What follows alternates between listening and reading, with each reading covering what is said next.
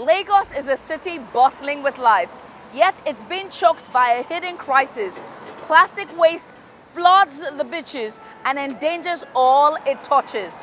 Communities like Makoko in Nigeria's economic hub, Lagos, and others in Port Harcourt wake up every day to a hidden threat, the pollution choking their backyards and waterways. Nigeria's waste crisis has reached a tipping point, driven by rapid growth in cities, population, and the economy. Millions of tons of plastic pollutes our cities and waterways each year. This escalating problem needs immediate action. The numbers paint a grim picture. Nigeria generates over 32 million tons of solid waste each year, 2.5 million tons of it plastic. With much of this uncollected, illegal dump sites like Olusosun in Lagos, Africa's largest, endanger the health and livelihoods of thousands. The consequences are dire. Plastic pollution poses significant health risks, contaminates our food supply, degrades valuable ecosystems. Environmentalist Desmond Maje-Kodumi had this to say about plastic problem in Nigeria. What is occurring now in a lot of countries that have been exposed to plastic waste for a long time is there's a very, very sharp rise of different types of cancerous diseases. Yes, because the chemicals in this waste, when it eventually breaks down in the body, it predisposes the metabolism to cancer. When the waste breaks down, we're finding microplastics inside people's bloodstream. We're finding microplastics inside various organs of the body because these plastics are being eaten by fish in the oceans, and then we are eating the fish and we're putting it into our bodies. In fact, inside embryo, unborn child, they've seen microplastic inside there. So there's a lot of health implications on this. And we're not doing enough to prevent this thing from exploding into what can only be called a pandemic. Fish ingest microplastics. These contaminants enter the food chain and eventually end up on our plates. But there is hope.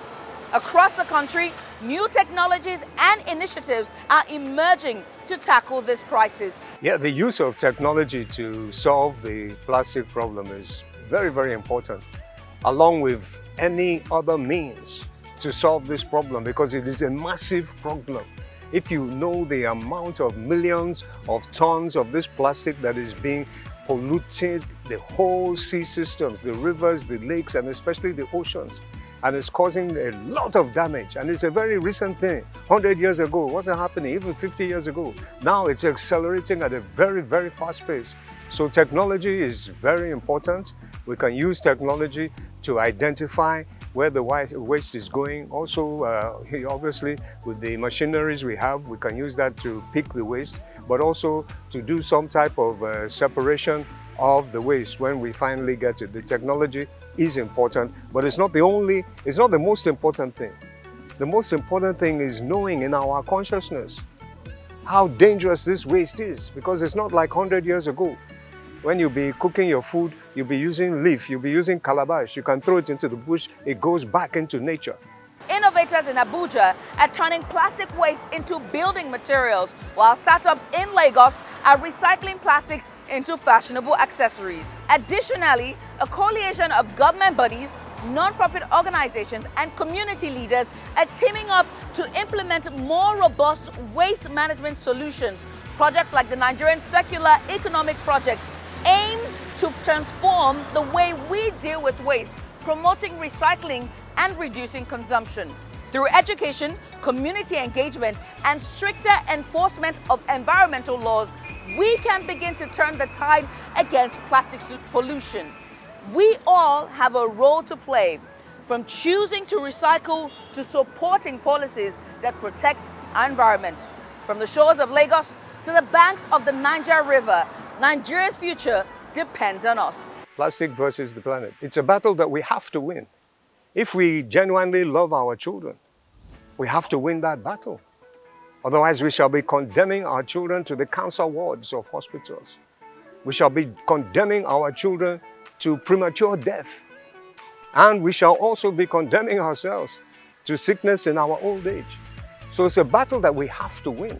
Planet versus plastics. It's a fight we can win for generations to come. The choice is ours.